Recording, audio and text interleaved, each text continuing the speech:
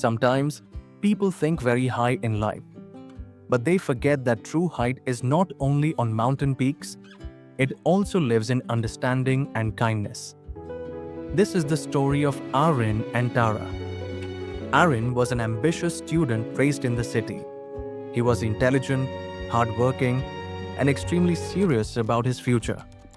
For him, success meant recognition, praise, and being ahead of everyone else. At the university where Arin studied, great scientists and professors researched rare plants and ancient herbs. One day during a lecture, they spoke about a mysterious flower, the Blue Lotus.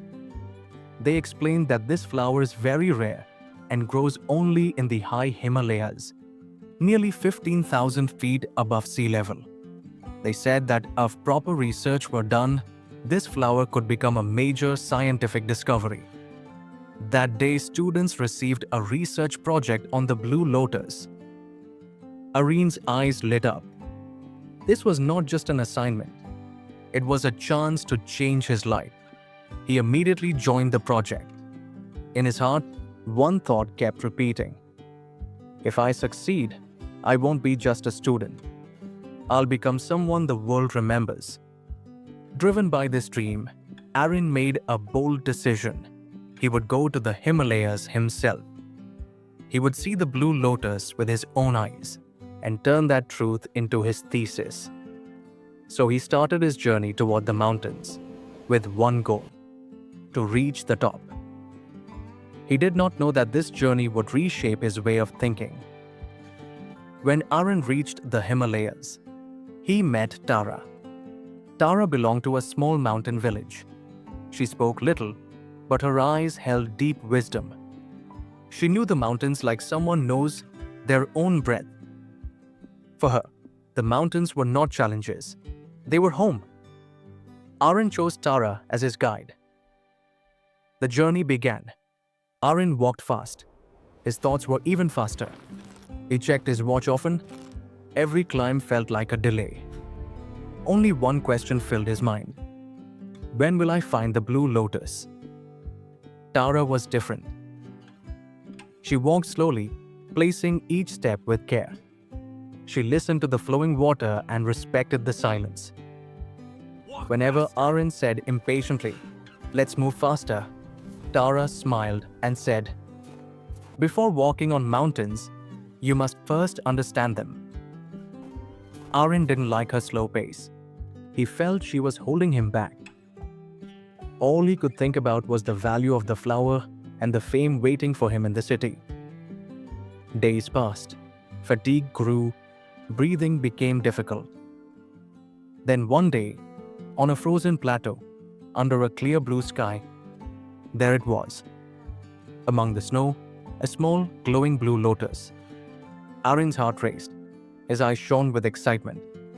He took out his camera, then his tools. Finally, he whispered and moved toward the flower. Suddenly, Tara held his hand. There was no excitement in her eyes, only calm and responsibility. "Stop," she said softly. Arin protested.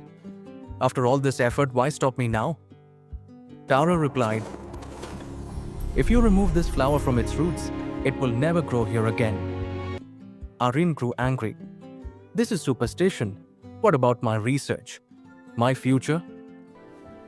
Tara looked at him and said calmly, "Effort is never wasted. But if one person's success destroys an entire species, then that success has no value."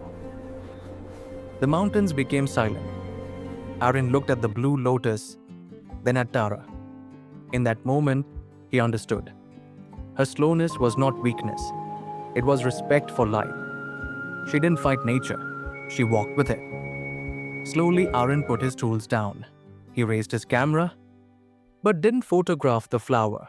Instead, he took a photo of Tara standing peacefully against the snow and said quietly, "I didn't find the Blue Lotus, but I found something more important." They left the flower untouched. The Blue Lotus remained there, pure, quiet, and alive, as if the mountains approved their choice. On the way down, Arin no longer rushed. The man who once chased only goals now felt every step. He sat beside streams, listened to the wind, and truly understood the mountains. Back in the city, Arin was no longer the same. His thesis was not just research, it was a responsibility. He wrote about the Blue Lotus not by destroying it, but by protecting it. He wrote, "The true victory of science is not discovery, but preservation." The professors praised his work, but Arin knew his greatest achievement was not fame or a degree.